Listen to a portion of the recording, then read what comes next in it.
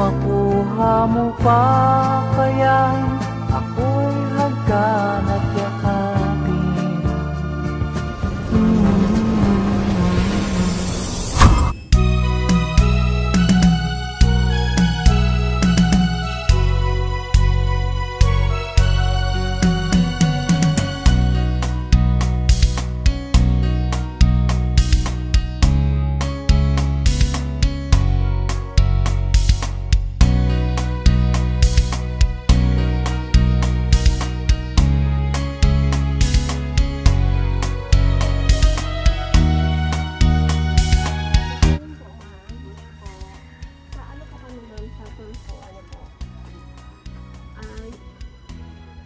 Orient. Po siya.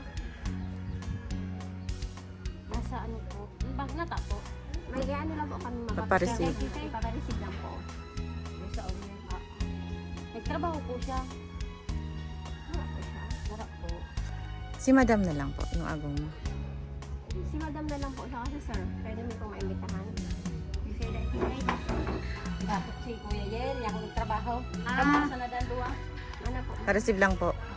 May i-receive da, may i-receive. Ma-receive lang ma'am, may receive lang po. May paperma lang po, ma'am. Tara na ma'am. Ano, ano.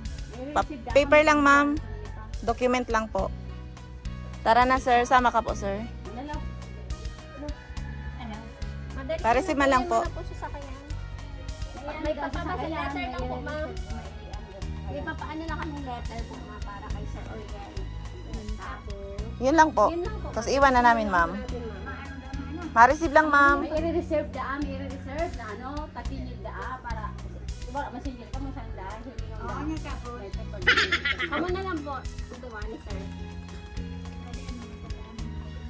Luway lang po. Dalahan mo na lang po ito kawan mo.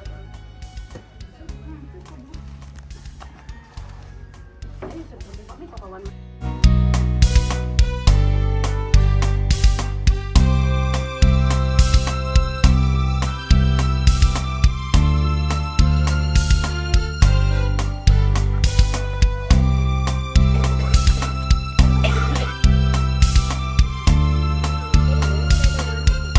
Ang Happy anniversary, ma'am. nakalipas ay babalik natin.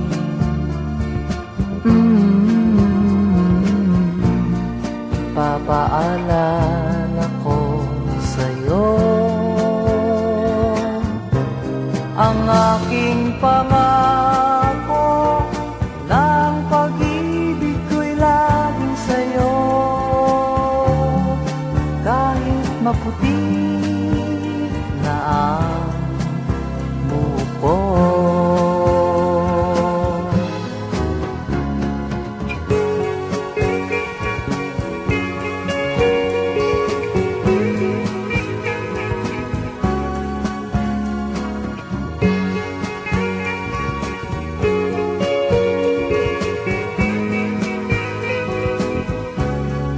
Ang nakalipas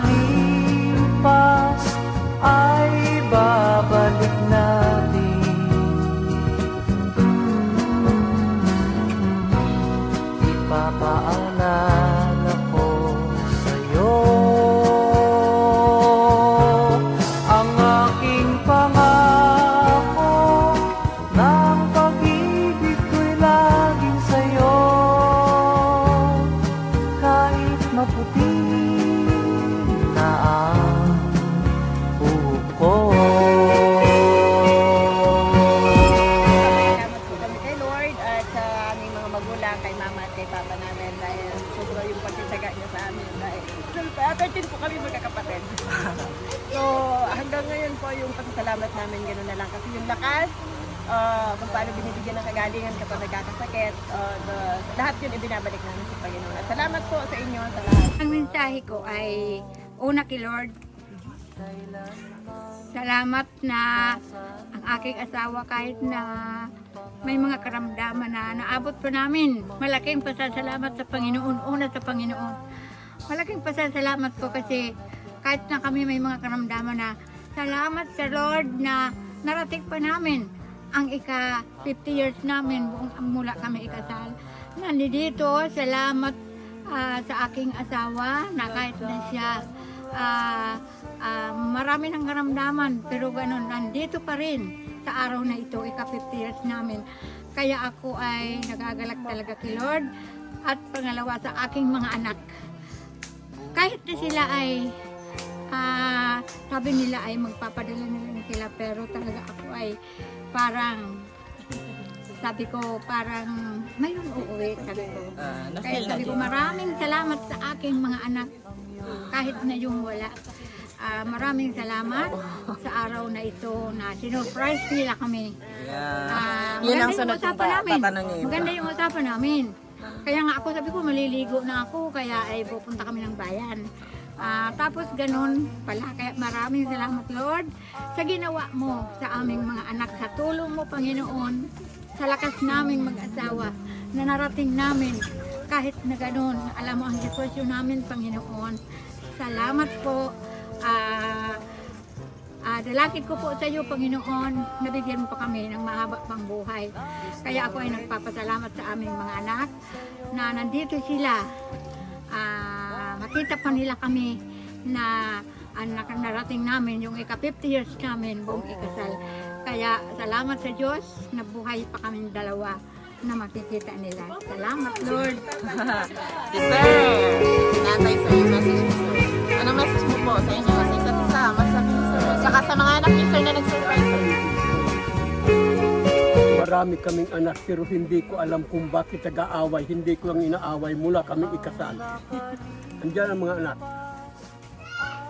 Nag-advise ako sa mga mag-asawa. Marami akong ina-advisean. Yung hindi kaya ng barangay captain, pinapadala sa bahay ko.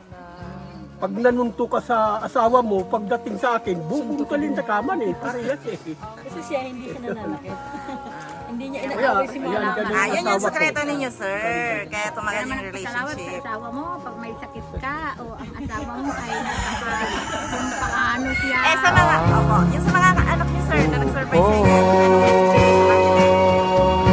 Sinurprise kayo ngayon Sir. Kung ano ginawa sa iyo ng asawa mo, kung ikaw nagkakasakit o Wala ka nang masasabi. Speechless si Sir.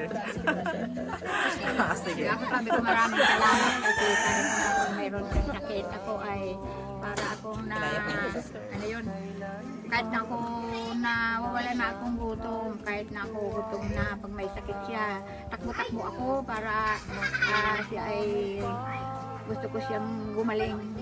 Siguro si Lord ang nagbibigay sa akin ng ganun gawin mo. Napalakas ko ang aking kalooban. Pangunahan si Lord na magawa ko yung mabuti, yung kung ano ang ikakagamot ko sa kanya. Kaya maraming salamat talaga.